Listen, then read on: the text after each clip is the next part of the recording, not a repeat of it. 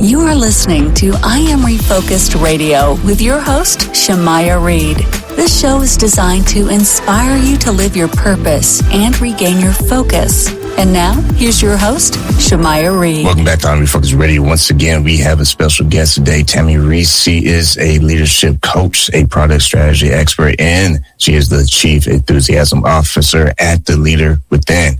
You are going to be in for a great treat because she has great experience. I mean, somebody like her with over 20 years of experience is someone that you don't want to just look over. She has earned her stripes. She has put a ton of work. She has worked with giant brands, Fortune 500 giants like JPMorgan and Humana. Let's just cut to the chase because I don't want to spend another 20 minutes just reading her resume. First and foremost, before I run out of breath, Tami, how you doing today?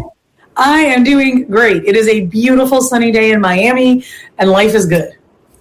Well, I know you have a global audience. You have a great story that we'll dive into. You're also known as the creator of Just Not Sorry. We'll learn about that Gmail plugin. But first, let's plug you in and say, can you share a little bit about your professional world? So right now, I focus on training groups within corporations, associations, nonprofits, etc., about influence without authority. I spent my career, as you said, in product management, where influence without authority is everything, because very rarely do we have people that report into us. And then I spent probably 5 years as an executive coach. What I kept seeing time and time again was that executives needed to be reminded to turn on their influence. They all of a sudden had all of this authority and they didn't understand why people weren't listening to them or weren't bringing their best selves or most creative selves. They weren't delivering their best work. And it was because they were simply telling people to do something. They were taking that command and control method, and nobody likes that. So I had to teach them to influence all over again. And now I teach large groups of people the value of motivation and inspiration and activation for other people so that we can all work together to make the world a little better. You have a mantra that's kind of famous, and is everything is a product, even you. Tell us, how did you come up with that, and give us the meaning behind that? So as a product manager, certain principles we operate by. Number one, you serve someone. Right? You are building a product for someone. They have a need out there. And so the concept of service is there. So I am here to serve your audience in this case, my audience in other cases, larger, ideal customer profile if you want in other places, but I'm here to serve, right? I have to have purpose. I have to provide value to others. So no one's going to buy a product that doesn't bring them value. There are lots of ways to deliver value, but you have to think about, who do I want to deliver value to? Who do I want to be in service of? What are their needs? How can I provide something that they will appreciate? So that's number one in product. Number two is, you can't do it alone. No one builds products all by themselves. It's all a team effort. It's all a group project.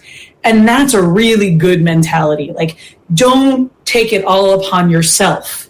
Who is in your circle? Who is in your next circles and next circles that are there to support you when you support them? What kind of relationships are you developing that will assist you in rising as you help others rise?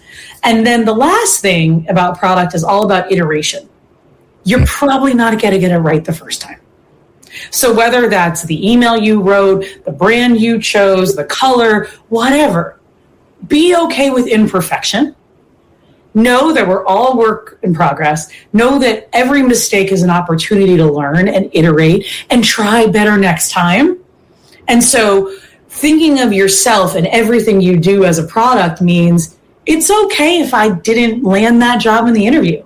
What am I going to learn from that experience so I'm more prepared next time? It's okay if that guy didn't want to go on a second date with me. Did I bring my best self? What could I have done better? Et cetera, and continuously improving ourselves. We have this concept in product management. It's a Japanese concept called Kaizen, which is continuous small improvements. And so when you think about yourself in that way, that it's okay that this is where I want to be and I'm only here right now, but every step along the way is worth celebrating, because every step along the way, I'm better, I'm delivering more value and more service to others. And that's what thinking of yourself as a product is all about. That ties into a framework that you developed too, the LEAD framework, where you are helping leaders not just look forward, but you're also helping them to empower their teams, activate their supporters, and also, very important, be decisive. Very important to be decisive. Nobody likes an indecisive leader. Nobody. It's the responsibility of leadership to both set that vision, as you said, L, look towards the future, to E, empower their teams to help make it happen, to provide them the tools and the support so that success is inevitable. A gets back to that, who else is here? What does the team look like? Who do we need to activate to make things happen across the team, other companies, partners? And then finally, like, people are looking at me. I'm the leader. I need to make choices. And even more so, I need to make choices and explain the thought process behind them in a way that enables other people to make choices too. Because if every decision comes at me as a leader, I have failed. I have failed. But if I communicate my thought process, my decision-making, my prioritization in a way that helps other people peel back that onion a little bit so that they can do their jobs without turning to me all the time, that's where leadership is. That's what leadership is about. When you work with leaders in your field, out of those four, which one seems to be the most problematic bug in their system that bogs them down in their team? It depends on the person. Some people are really confident decision makers. Other people are more wishy-washy. They're waiting for more data. Some people forget the importance of having a vision, right? They just are like, okay, we're just operational. We're doing things. And then the importance of reminding people, we've got a destination in mind. We have a world we want to create together. There's a better future out there that our work here is going to produce, and let's be connected to that. And other people are too visionary, and they forget to make decisions in a way that other people do, and they need to be there micromanaging. And similarly, those visionaries often forget to provide the operational support that people need to be empowered. And then the activation, I think, is actually the thing most people forget. Because when you already are a leader, you think, okay, I'm just going to say things and do things, and I'm the boss. But in reality, you need to have deputies around that you can have them become the boss of their area. And that's the influence side of things that I think more than anything people forget about. Once again, listen to Refocus Radio, watching us online and listening to us on radio and podcast, talking to our special guest, Tami Reiss. That influence that you kind of teased there is basically going to my next question. That is, many people in leadership, they have to understand that that title that they carry, it has more than a nice little title. It's a little bit more than that. It comes with not just responsibility, but I would say it comes with an opportunity for you to have impact. So as I land the plane here on this question is, what are the first, maybe one thing a non-manager should do in order to have a buy-in for an idea to gain influence? So when it comes to influence, I have the core belief that the most important thing is to recognize that the other side is a person. Right? If you're trying to get buy-in, you're getting buy-in from a person, not a stakeholder, not a person. So what causes people to do things? What causes people to be excited? And recognizing that they're a individual person, not a group of people, not a statistic, not an average. This one person has the things that are going to drive them, and I need to address that. And so I created very short 3-letter acronym around that, which is called MAP. So you map it out. You map out your influence. And M is for manifest where you want to go. really understand your vision. Because if you're trying to get buy-in, you got to know what people are buying into. Simple as that. A is for assess their vision. Understand these other people. What future are they trying to build? And then find the overlap. And that's what you're going to promote. You're going to promote, where can we go together? Where can we work together? Where can we collaborate to create a better world that both I want to be living in and you want to be living in? And that's where influence, that double-sided part of the Venn diagram, that's where it lies. When you are saying, back to what we're talking about with product, I want to build something, you want to build something, let's build something together that we both think serves our larger purpose in the world. That's going to make us feel good about what we're providing. That's going to make us feel good about the impact we have. And so that's where MAP fits in. That feel good part, that's when I see the nice music of your favorite song playing for you and the other person, and everything seems to be flowing pretty good at that point. And there's high fives. But when the DJ scratch, tables scratch, I'm just making up words, but when that nice... I live in Miami, we're all about the DJ scratch. When that nice feeling just... like, whoa, what happened? This thing called communication. And when it comes to executive presence, it plays a big part. Lack of alignment, lack of understanding, miscommunication, lack of understanding where there is alignment or there isn't alignment, just not talking the same language. And so you mentioned executive presence. If you're thinking about becoming a manager, if you're already a manager and you want to have more and more responsibility because you want to have more impact, as you said, it's not about wanting the bigger paycheck. It's not about wanting the bigger title. It's about wanting to have more impact, to grow the people who report into you so that they can have more impact, and so much more, right? There's so much more that comes with leadership, the value of that weight and also opportunity that you mentioned. And so if you're looking for that in your life, you have to recognize you have to start talking and looking and acting like a leader. It means you can't be the class clown anymore. Mm-hmm. It means you have to think about other people and wonder what's going to make them happy. It means you have to actually express your opinion, back to that decide. If you can't make decisions, no one's going to turn to you as a leader.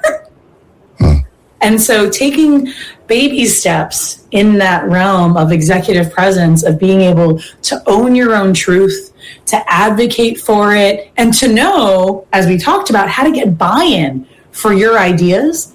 Because being a leader is all about having followers. Yeah. You got to have followers, otherwise you're not a leader. So what's it going to take for you to bring in followers? That's where executive presence comes in. That's where word choice comes in. That's where tone comes in, and volume, and the way you communicate via email and when you send that email. There's so many factors in this that it's taken me years to really cement on what makes executive presence a thing. And I don't know about you, but early in my career, someone mentioned to me, oh, you need to have more executive presence, but they had zero feedback as to what that meant. And I don't want that for other people. So I try to make that a lot more clear so that everyone can rise. Is needed. And once again, listen, I'm Refocus Radio, watching us online. We're talking to our special guest, Tami Reiss. My next question to follow up on what we're just talking about is, after all these years of understanding that, not just for other people, but for yourself, what seems to be, or what was personally seemed to be the confidence killer for yourself, and how were you able to override that? Now you had the experience to learn from it and grow from it. Well, right now, the thing I'm growing most from is the idea that I have 20 years of experience. I'm no longer the new kid on the block. I am not fresh out of college. And therefore, I come with those stripes and those scars and that knowledge of being exposed to hundreds of companies and thousands of leaders. And therefore, that's valuable. And I think a lot of people in business, they want to give out things for free, or they want to help more people, and I think free is going to help them do that. In reality, no one respects free. So you have to choose a number that's appropriate for you and the value you deliver. And so that's still where I struggle, because I want to like heal the world and give everyone everything, and that'll burn me out. And so finding the right amount of money and not thinking about it as, oh, well, you're getting a half hour of my time or an hour of my time. How much could that really be? It's not that you're getting a half hour or hour of my time. You're getting all my years of experience, all my insights from those years of experience, so that in a half hour I can solve your problem, as opposed to you spending weeks and weeks banging your head against a wall. And so understanding back to that, I'm a product, right? So what is the value I'm giving someone when I serve them? How much is that worth? Because it's not 30 minutes, it's 20 years in 30 minutes. Man, this is something that even I'm going to be tuning into. I'm going to be listening to this myself. So I always want to say, it's a new thing I'm doing since late last year. For our listeners and viewers, please, you know the deal. Just one time, just share this with one person. What is being said right now with Tami, I think is something that everyone can benefit from who is looking for this particular topic. So please, one assignment, just share with a friend, and that's it. Because that is caring. So thank you so much. I'm gonna blow their minds more. So I talked about the value, right? As a like, it's going to be $5 or $5,000 per minute, whatever that is. Most people, I work as a coach, consultant, teacher, trainer. You get paid. I get paid for my time. Most people do not value their time. They have no idea the value of their time. They spend 3 hours shopping to save 5 cents on gas. You just lost 3 hours of your life. Time is the only thing you can't get back.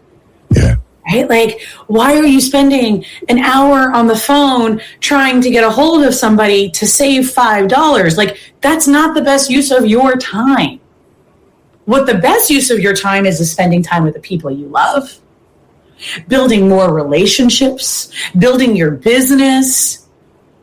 But we all get stuck on these nickel and dime things, trying to find a deal. And it's like, no, stop. Your time is valuable. Everyone's time is valuable. And as a consultant, it's really easy to quantify that, but everyone should quantify that. What is your time worth? Because we don't have very much of it. And how do you want to spend it? It's very important to know, not just that, but when you think about the end game, when you think about what is my destination going to be, what am I here for? I mean, that's the whole essence of this show. Focus. How do I want to be? What impact do I want on the world in my time here? Yeah. Right? What do I not necessarily want to be known for? Because you don't have to be known for anything. Mm-hmm. But who did I have impact on? What did I do that made my community, my family, my company, my city, whatever it is, better than it was when I started? And unfortunately, a lot of us are doing a shit job at that. I just want to be clear. The world, like from an environment perspective, we're making a lot of mistakes. But we as individuals can make choices that are better than the global perspective on things. Yeah, we don't have to stay in that cycle of there's a time when you get on the roller coaster, and then there's a time when you get off the roller coaster. And when you get off that roller coaster, things seems to get a little bit better. It's when you stay on that roller coaster, it's like, what am I doing? I keep doing this. What am I doing?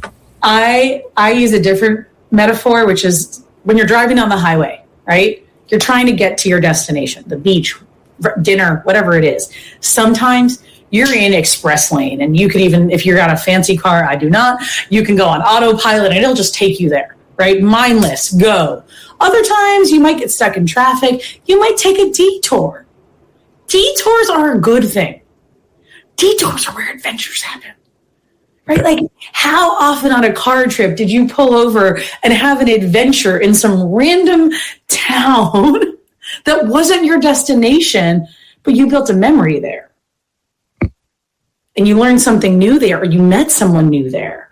And so very often we get blinders towards our destination of, we want this kind of life, we want this kind of salary, we want this kind of partner, we want this kind of family. And in reality, like, very few things are linear. Oh, yeah. Yeah, I mean, when I think about the growth of the show, like I shared with you in the green room, you talking about crazy ride. Oh, yeah, the show has been a crazy ride in a good way, because despite the challenges, I mean, it gets real. Like, you talking about understanding what growth looks like. A lot of it comes after the setbacks. Like, I never met, all these years I interview all these famous people and celebrities and successful CEOs and business people. I never met one person that had it easy. I never met one person that just luckily, like, someone gave them a blueprint and they just been in rainbows and sunshine their whole life.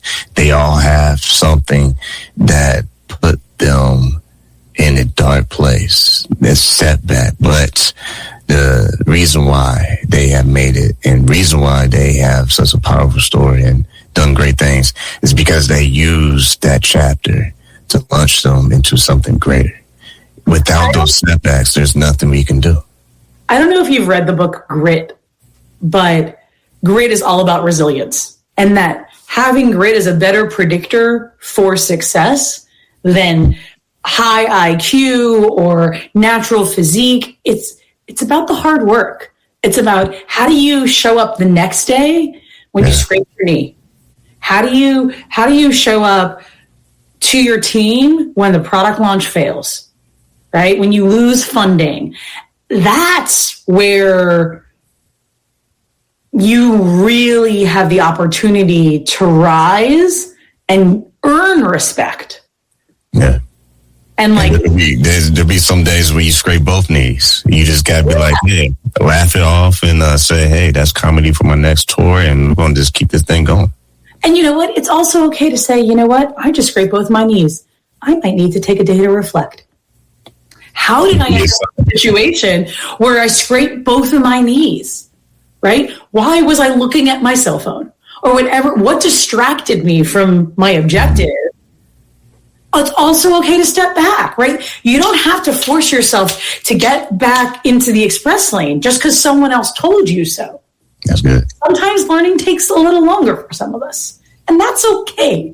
Like, we all work at our own pace, and it's so important to recognize that you have your own story, and just because you can read someone else's story doesn't mean you really understand what happened, and doesn't mean you should try to emulate it. That's real. Man, you got bars. Okay. Once again, listen to Refocus Radio, talking to our guest today, Tami Reiss. My last question, because we're so short in time, and that's this. When you think about building something that is worth watching later, if you will, what have you learned over the years, building your legacy, building your influence and your impact to the world, that you wish to pass forward and pay forward to someone who listens to this and say, you know what? I know you hear all the glitz and glamour, but here's the real deal, and this is what I'm doing for my legacy.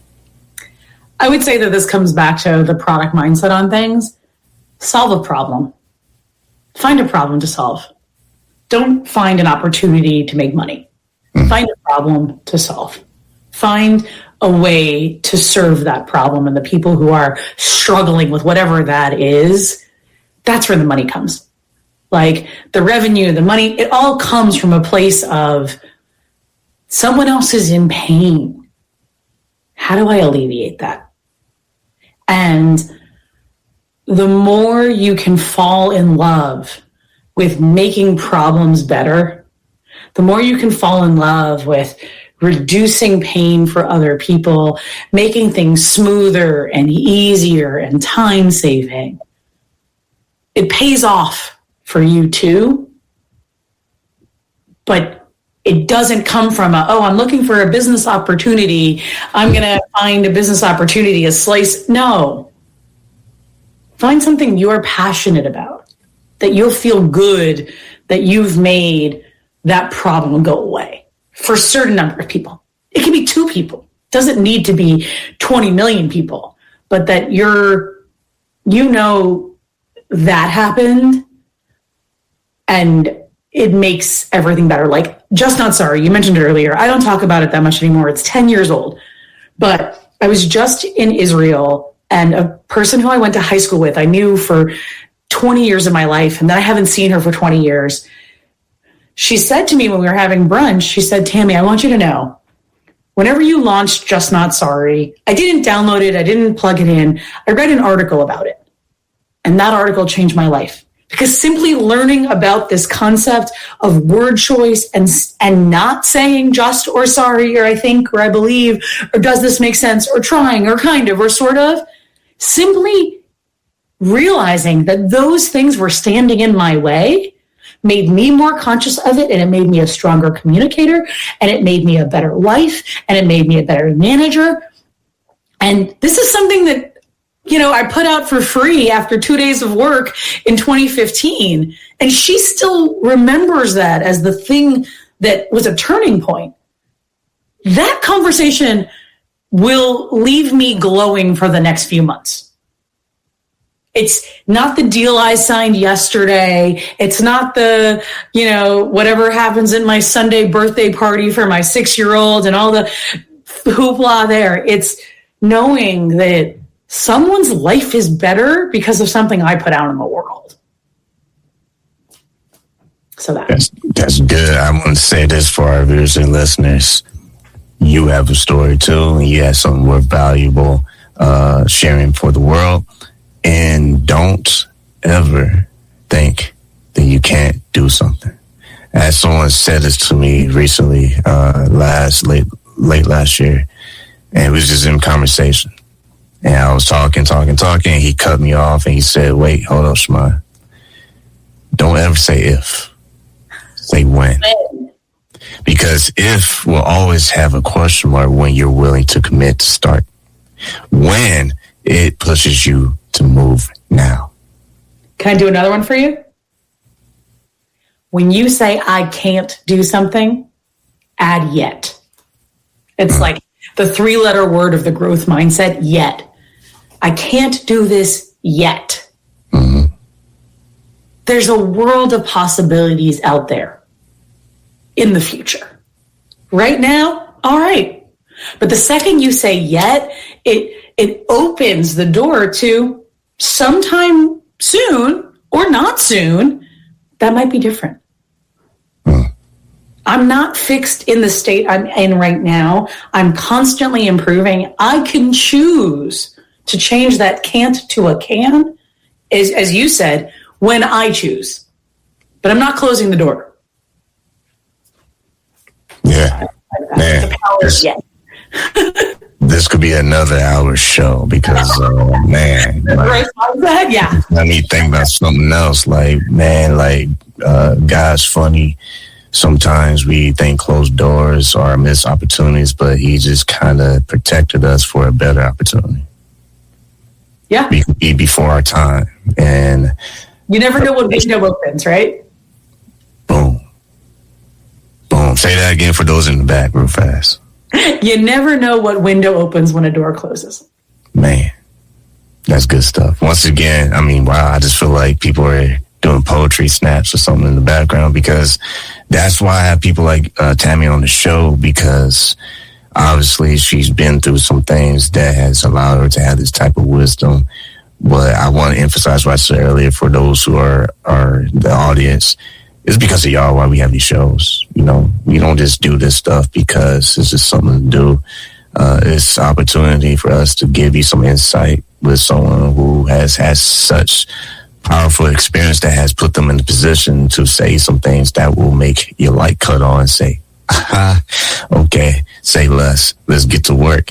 But I want to say this. If you can say one thing to encourage somebody to get their act together, get it together this year, 2026. Don't wait till next year. Don't wait till tomorrow. After you hear the show, you got to start doing this right now. What will you say to a person to encourage them to stop stalling and take this opportunity seriously? Because once in a lifetime could be right now. So I'm trying to be better about talking about this. And so I hope that this shocks you and everyone else. And that is that I have a diagnosis of bipolar 2, which means I have a mental health disorder. And you might have just heard everything I did and said, oh, confident, accomplished, blah, blah, blah, blah, blah. By the way, I struggle every day. And I take medicines and I have therapy. And you know what? I'm a better person because of that. And so the bipolar label or any other label we take upon ourselves, we don't have to take the stigma with it. Don't label yourself as too young, too old, too colored, too white, too anything, too unstable, remove the stigma of the labels. You can be young, you can be old, you can be ethnic, you can be, rich or poor. All of those things are a state of being. They don't define you. Don't let the labels that other people put on us or we put on ourselves prevent you from going after what you want. So that's my final message to everybody. On that note, we just have to invite her back on the show because we are flat out of time. And I know that's a bad cliffhanger because y'all like, no, man, we was just getting to the good part. Well, unfortunately. That was a good cliffhanger, right? It was like, no, it's a great thing. It's just sad because we had to put the show to a pause and have you back on in the future. But before we sign off, you can share with our audience what's the best way they can stay in touch with you online. If you spell my name right, Tami Reiss, that was Tami Reiss. You can check out my website or my blog or my LinkedIn or my Instagram or my YouTube. It's all under the same thing. As long as you're not finding the WNBA coach named Tami Reiss with 2 M's, you're in the right place. And I share tons of things online. I have a whole GPT for confident communication. I am all about providing free opportunities for people who are hungry. If you're hungry, there are opportunities to learn, and all you need is a library card. So I want to help you do that. And beyond that, if you want to hire me for your team so that they can be inspired too, that's its own bag of worms. But more than anything, be hungry for more information, be hungry for change in your own life, and you'll find good sources. Once again, I want to say to Tami, thank you for your time. This was so fun. Thanks for giving me a platform.